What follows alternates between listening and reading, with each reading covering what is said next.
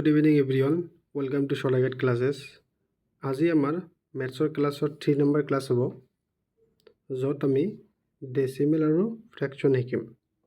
Decimal আৰু fraction মেথছত বহুত জেগাত ইউজ হয়।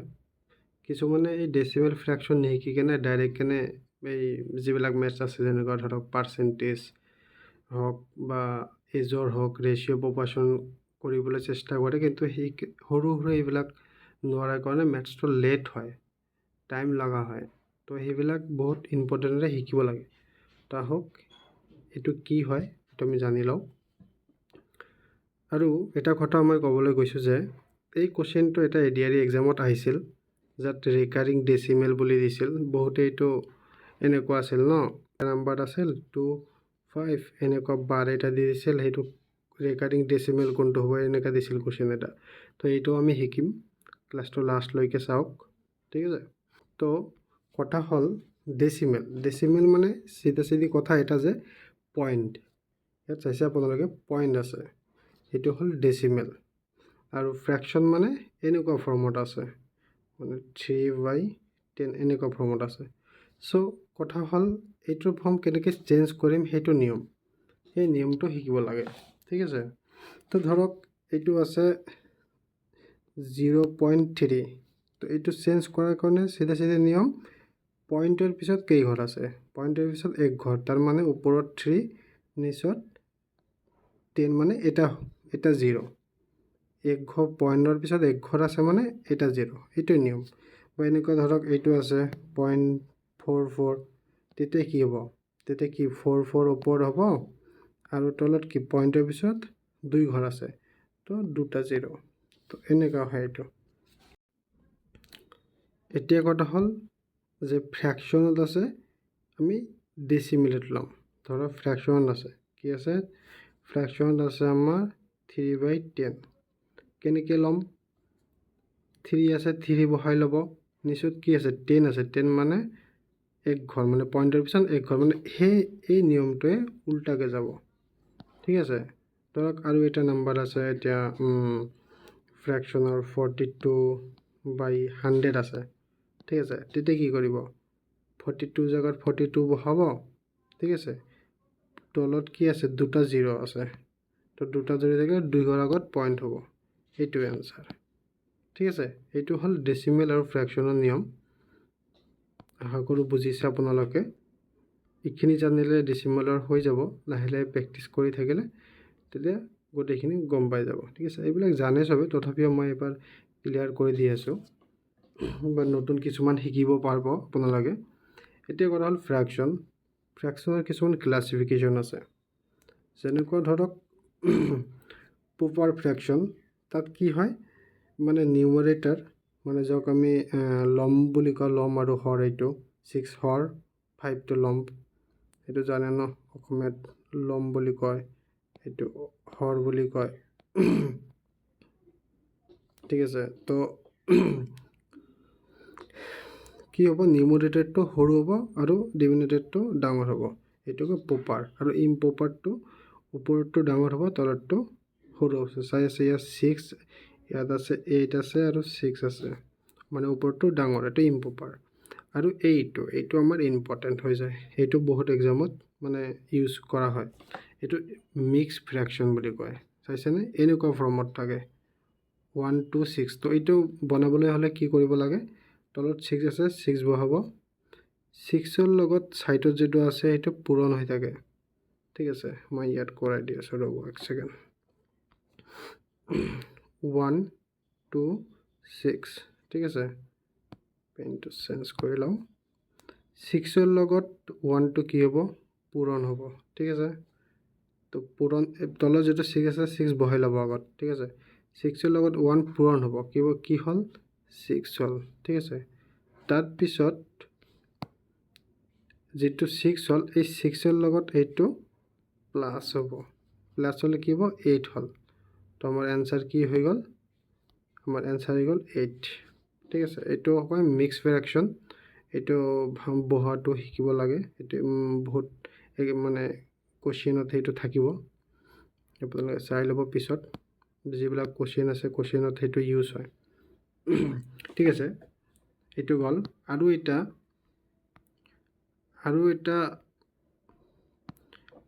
এটা ফ্ৰেকশ্যন আছে যেটো মই ৰিসেন্টলি বহুত এক্সামত দেখা পাইছোঁ এই কোশ্চেনটো আহা। তো আহক বুজি লওঁ। সেইটো হ'ল ৰেডিউচিবল ফ্ৰেকশ্যন। ঠিক আছে, এই ফ্ৰেকশ্যনটো মানে কি হৈছে, এই ফ্ৰেকশ্যন হোৱাৰ numerator and denominator have a common factor মানে ধৰক মই একটা এক্সাম্পল লৈছোঁ। এক্সাম্পল দিলে আপোনালোকে বুজি ল'ব এইটো। ঠিক আছে, ইয়াৰ নাম্বাৰ আছে 105। ঠিক আছে, আৰু তলত ধৰক 112 আছে। তো এইটো ভাঙা শিকিছেনে আপোনালোকে? মই আগৰ এটা ভিডিঅ'ত এইটো শিকাইছিলোঁ। তো আপোনালোকে এইটো যদি দেখা নাই দেখি ল'ব। ক্লাছ 2 নম্বৰত আছে চাগে। এইটো উৎপাদক ওলোৱা বুলি কয়। এনেকৈ এইটো ওলাই ল'ম। আৰু এইটো এটা ফৰ্মুলা আছিল, ডিভিজিবিলিটি ৰুল বুলি কয়। তাত মই দিছিলোঁ, ক্লাছ 2ত আছে, সেইটো চাই ল'ব যিহেতু এইটো নাজানে। তো এইটো কিহেদি যাব? 3 দি যাব। 3 দি গ'লে 3 বাৰ 15 5। ঠিক আছে, আকৌ 3 দি গ'লে 7 হ'ল। তো আমি ইয়াত কি পালোঁ? ইয়াত পালোঁ 3 নহ'ব একচুৱেলি, চৰি। এইটো আমাৰ হ'ব 5 7 37। ঠিক আছে, তো ইয়াত কি পালোঁ? 3 5 15 আৰু 7, মানে ইয়াত পালোঁ আমি, ইয়াৰ পৰা পালোঁ 15 × 7। ঠিক আছে, আৰু তলৰটোক হ'ব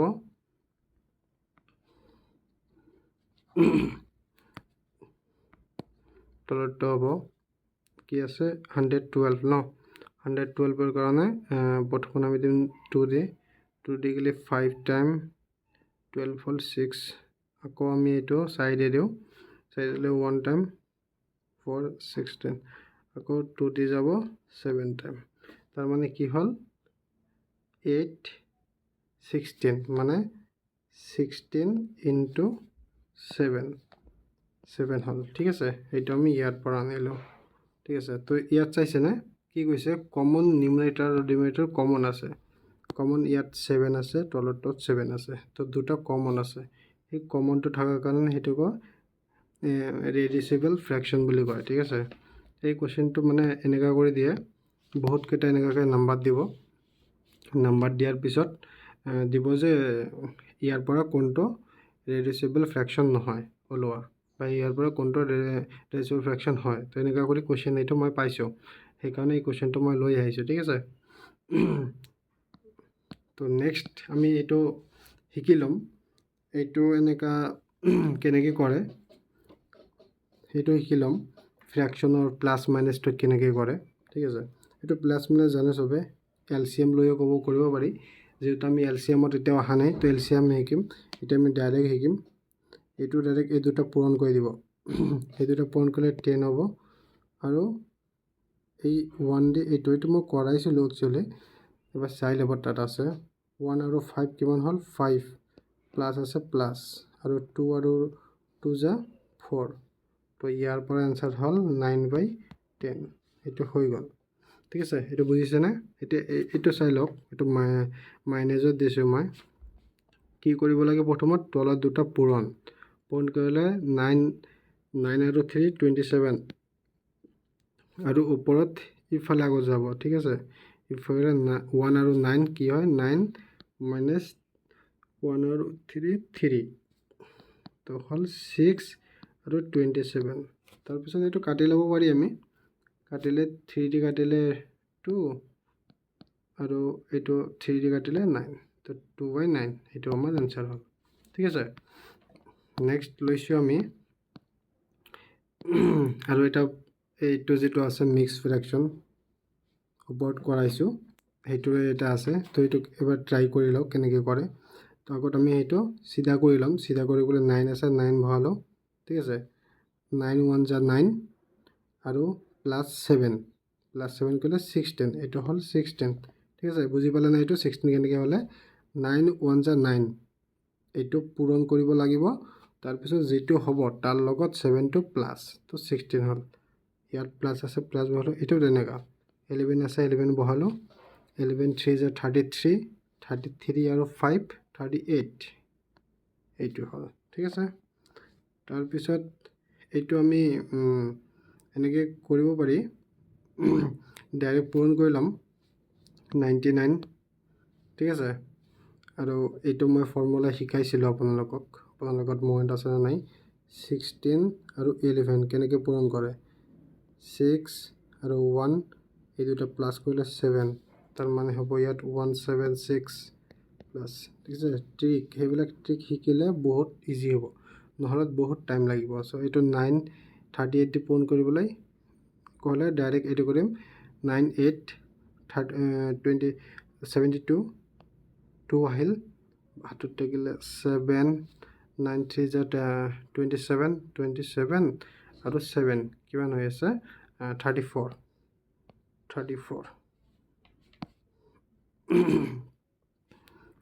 এইটো 34 হ'ল তো 99 বহালোঁ এইটো প্লাছ কৰিলে কিমান হ'ব এইটো প্লাছ কৰিলে 8 11 1 5 এইটো হ'ল এইটো কাটাকাটি কৰিব পাৰি চাগে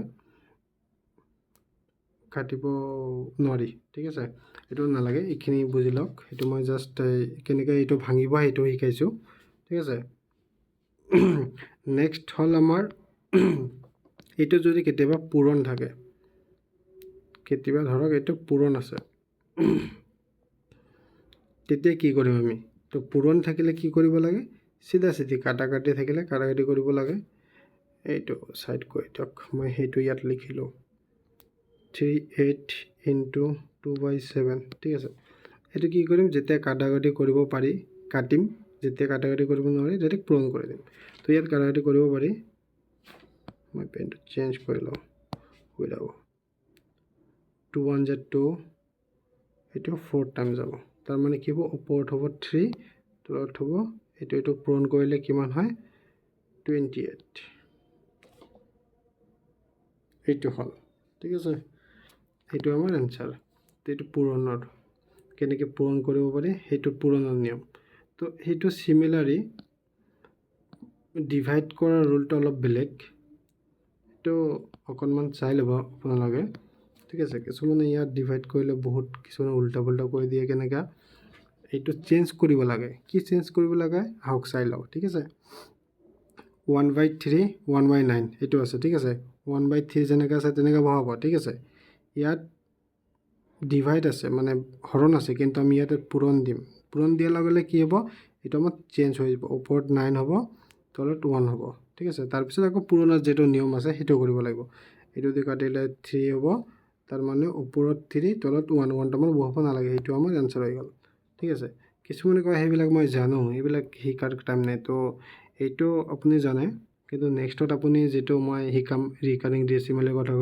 ক'লো বা এনেকুৱা কিছুমান থাকিব পাৰে যেটো আপুনি নাজানিব পাৰে তো ক্লাছটো চাই লওক অলপ কাটি চাব যদি আপোনালোকে জানে কিন্তু আশা কৰোঁ কিছুমান বস্তু নজনা বস্তু শিকিব পাৰিব ঠিক আছে আৰু এটা মই এক্সাম্পল লৈছোঁ এক্সাম্পলটো চাই ল'ব এইটো আপোনালোকে নিজে এবাৰ ট্ৰাই কৰিব যদি নোৱাৰে মই কৰাই দি আছোঁ তাৰপিছত আগত পাউজ কৰি ভিডিঅ' নিজে একবাৰ চাই ল'ব যে পাৰিছে না নাই যিয়ে নোৱাৰে আৰু ঠিক আছে বা কৰিছে যদি সেভ কৰি থৈ দিয়ক তাৰপিছত চাওক মোৰ লগত বনিছে না নাই তেতিয়াহে এনেকুৱা প্ৰেক্টিচ কৰিব লাগিব নিজে কৰিব লাগিব তেতিয়াহে মেথ ক্লিয়াৰ হ'ব ঠিক আছে তো ইয়াত পূৰণ দিয়াৰ পিছত কি হ'ব আমাৰ এইটো চেঞ্জ হৈ যায় 5 টো তলত আছে 5 টো ওপৰত যাব 3 টো তলত আহিল ঠিক আছে এইটো 3 দি 6 কাটিব 2 হ'ল ওকে আকৌ এইটো 2 দি এইটো কাটিব 8 হ'ল তো ওপৰত থাকিল 5 তলত থাকিল 4 এইটোৱে আমাৰ আনসাৰ তো ইয়াৰ পৰা আমি ডেচিমেল ওলাব পাৰিম না নাই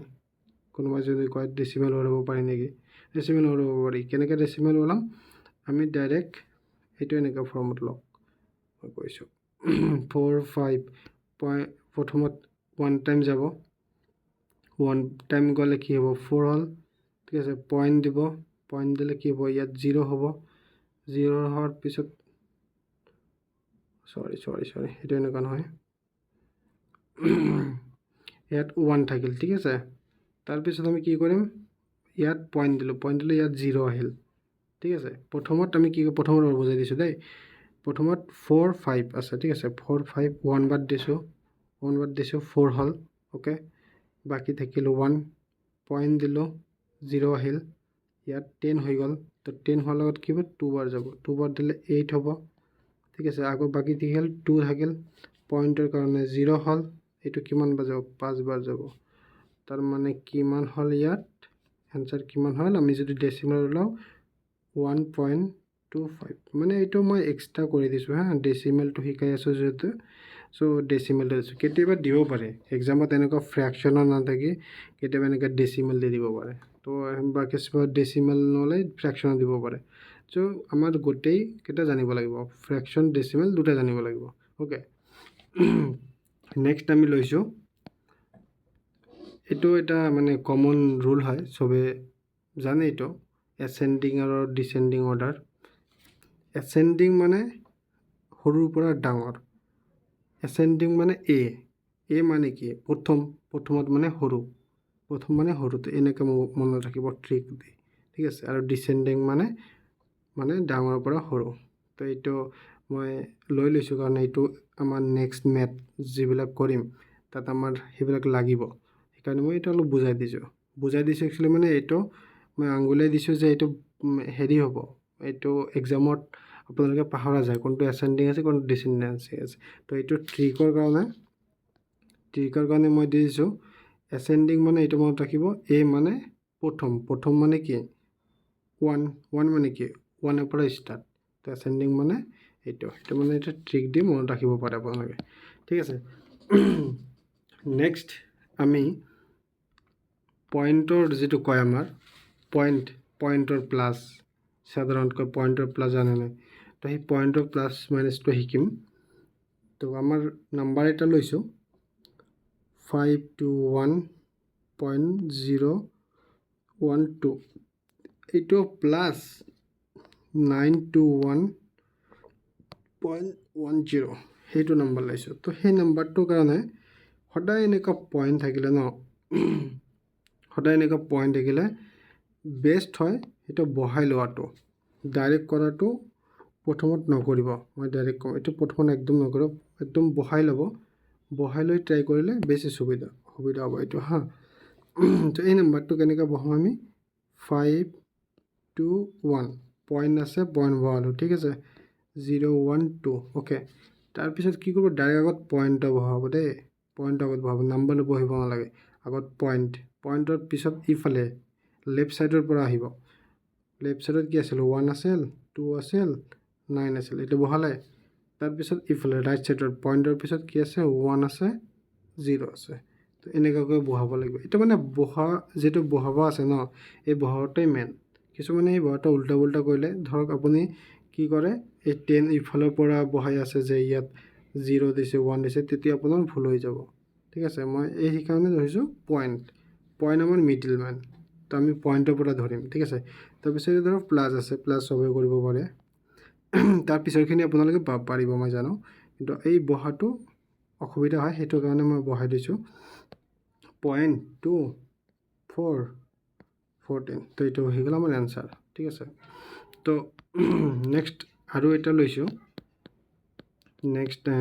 আৰু এটা লওঁ আমি এনেকুৱা ধৰা মাইনাজৰ ল'লে কি হ'ব 8.02 মাইনাছ 0.12 ঠিক আছে এইটো আছে এইটো কেনেকৈ কৰিব আগত মোৰ কথা হিচাপত কি কৰিব লাগে প্ৰথমত ওপৰটো বহাই ল'ম বহাৰ পিছত আগত পইণ্ট বহালোঁ পইণ্টৰ ৰাইট ছাইডত কি আছে অনলি 0 বহালোঁ লেফ্ট ছাইডত কি আছে 1 2 তো এনেকৈ বহাব লাগিব তাৰপিছত মাইনাছ আছে মাইনাছ কৰিব লাগিব 2 পৰা 2 মাইনাছ 0 তাৰপিছত 0 আছে মানে এইটো ডাঙৰ আছে মানে ওপৰটো 10 ধৰিলোঁ মানে 10 ধৰিলোঁ 10ৰ পৰা 1 গ'লে 9 10ৰ পৰা ধৰিলে ইয়াত 1 আহে চবে জানে এইটো ন চবেই এইবিলাক জানে নে নাই আশা কৰোঁ জানে কেতিয়াবা এইবিলাক পাহৰা হয় যেহেতু আগত কৰা হৈছে বেছিভাগ ষ্টুডেণ্টৰ কিছুমানৰ সেইবিলাক প্ৰব্লেম থাকিব পাৰে ঠিক আছে চ' একো কথা নাই আপোনাৰ যি আগত প্ৰব্লেম আছে একো এইবিলাক কথা নাই, এতিয়া প্ৰেক্টিছ কৰক, ক্লিয়াৰ হৈ যাব, ইমানো টাফ বস্তু নহয় এইবিলাক। তো 10 ধৰাৰ কাৰণে ইয়াত 1 ধৰা হ'ল, এইটোৰ পৰা 1 গ'লে 7, তো এইটো হ'ল আমাৰ এনচাৰ। তো গম পালে নে, এই পইণ্টটো কেনেকৈ বহাব লাগে সেইটোৱে মেইন, ঠিক আছে। তো এইটো বুজি পালে পইণ্টটো। এতিয়া মই এটা মেথছ লৈছোঁ, এইটো এটা এক্সামত আহিছিল, ৰেলৱেৰ এক্সামত আহিছিল এই কুৱেশ্যনটো। তো এই কুৱেশ্যনটো আমি কৰোঁ, চাওক কেনেকৈ কৰিব পাৰি। ঠিক আছে, এই কুৱেশ্যনটো কৰাৰ কাৰণে কি কৰিব লাগিব, 12 আছে, 12 বহাব, অ'কে। 12 মই আগত বহাই লওঁ, এইটো 3, 12, 1/13 এইটো হ'ল। প্ৰথমত কি আছে, এইটো ভাঙাব লাগিব ন, এইটো মিক্সত আছে, এইটো চিধা কৰিব লাগিব। চিধা কৰিব হ'লে কি কৰিব লাগে, মই শিকাইছিলোঁ অকণমান আগত। প্ৰথমত আগত সেইটো নিজে আপুনি এবাৰ পাউজ কৰি ট্ৰাই কৰক, যদি নোৱাৰে তাৰপিছত মোৰটো চাওক, ঠিক আছে। তো 2 আছে, 2 থকাৰ পিছত কি কৰিব লাগে, সেইটো পূৰণ কৰিব লাগে, 24, 25 হ'ল, ঠিক আছে। এইটো 3 আছে, 3 বহালোঁ, 3, 12, 36, 37 হ'ল, অ'কে। তাৰপিছত এইটো আকৌ এইটো 6 আছে দেই, মই 3 বহাইছোঁ, এইটো 6 আছে। এইটো 6 আছে, 6 বহাই ল'লোঁ, 6 আছে, 6 12 যা কিমান হয়, 72, 73 এইটো হ'ল, ঠিক আছে। তাৰপিছত আমাৰ কি কৰিব লাগে, সেইকেইটাৰ লসাগু, এতিয়াতো লসাগু ল'ব লাগিব, তো লসাগু যদি নলয় এটা এটাকৈ কৰিব লাগে, ঠিক আছে। তথাপি লসাগুটো মই অকণমান শিকাই দিছোঁ। লসাগু মানে কি, জাষ্ট কমন ল'ব লাগে, ঠিক আছে। ইয়াৰ পৰা কেনেকৈ কমন ল'ব লাগে চাওক, এনেকৈ বহাব, উৎপাদকটো বহাব, উৎপাদক বহাৰ পিছত এইটো কি দি যাব, 2 দি যাব, 2 দি গ'লে 1, যিটো নাযায় সেইটো এনেকৈ বহিব, আৰু 3 ইয়াত হ'ল 3, অ'কে। তাৰপিছত আকৌ এইটো 3 দি গ'লে 1, 1, 1 হ'ল, এনে তাৰমানে 6 হ'ব ইয়াৰ। মানে এনেও এইটো আপোনালোকে গম পায় যে কেনেকৈ, যিটো ডাঙৰ থাকে ন, সেই ডাঙৰটো যদি সেইটো দি কাটিব পাৰি, যেনেকুৱা ডাঙৰ 6 আছে, 2 দি কাটিব পাৰি, 3 দি কাটিব পাৰি, তো সেইটোৱে আমাৰ কমন ফেক্টৰ হ'ব। তো কমন ফেক্টৰ আমাৰ 6 হ'ল, অ'কে। তো এতিয়া কৰিব লাগে যে এই 2 যে আছে, 2 6ৰে কেইবাৰ কাটিব পাৰি, মানে ডিভাইড কিমান, হৰণ কিমান বাৰ যায়, আমি জানো নলবাৰী কি বাৰ যায়, 3 বাৰ যায়। তো 3 দি এইটো আকৌ পূৰণ কৰিব লাগে, গম পালে কেছটো। এইটো হ'ল ফাৰ্ষ্ট কাম, অ'কে। প্ৰথমত 2 দি এইটো 6ৰে 3 বাৰ যাব, অ'কে। 3 দি আকৌ 25 পূৰণ কৰিলে 75 হ'ব, অ'কে। প্লাছ তাৰপিছত 3 দি 6ৰে কিমান বাৰ যাব, 2 বাৰ যাব, 2 দি সেইটো পূৰণ কৰিলে 4, 1, 6, 7 এইটো হ'ল, ঠিক আছে। আৰু এইটো চাওক, এইটো কি আছে, 6 দি আমাৰ 6ৰে কিবা যাব, একবাৰ গ'লে সেইটোৱে হ'ব এনচাৰ।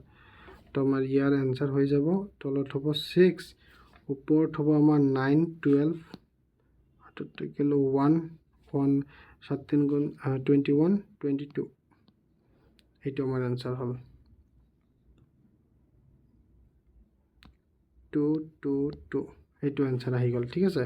এইটো আমি এতিয়া কাটিব পাৰিম, কাটিলে কি হ'ব, 2 দি কাটিলে 1, 1, 1,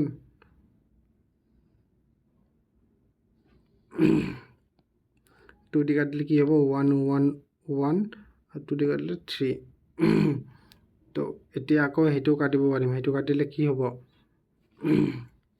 এইটো কাটিলে এইটো চাওক, এইটো আমি কাটিব পাৰি নে নাই, তাৰ কাৰণে আমাৰ এটা ৰুল মই শিকাইছিলোঁ, 2 নম্বৰ ক্লাছটোত আছে, চাই ল'ব এইটো ক্লাছটো, যে ওপৰৰ সেই যিটো আছে 1, 1, 1, এই 1, 1, 1টো আমাৰ প্লাছ কৰি 3 হয় নে নাই, 1, 1, 3 হয়, তো আমি 3 দি কাটিব পাৰি, 3 যা 9 থাকিল, 2 থাকিলে 21, 7 বাৰ যাব, তো আমাৰ এনচাৰ হৈ যাব এইটো, ঠিক আছে।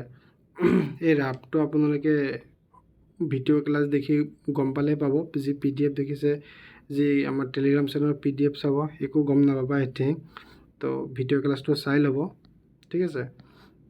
তো আজিৰ ক্লাছটো এইখিনি কৰোঁ, বেছি ডাঙৰ হ'লে আপোনালোকৰ অসুবিধা হৈ যাব বা ইমানখিনি একদিনত শিকিব নোৱাৰি।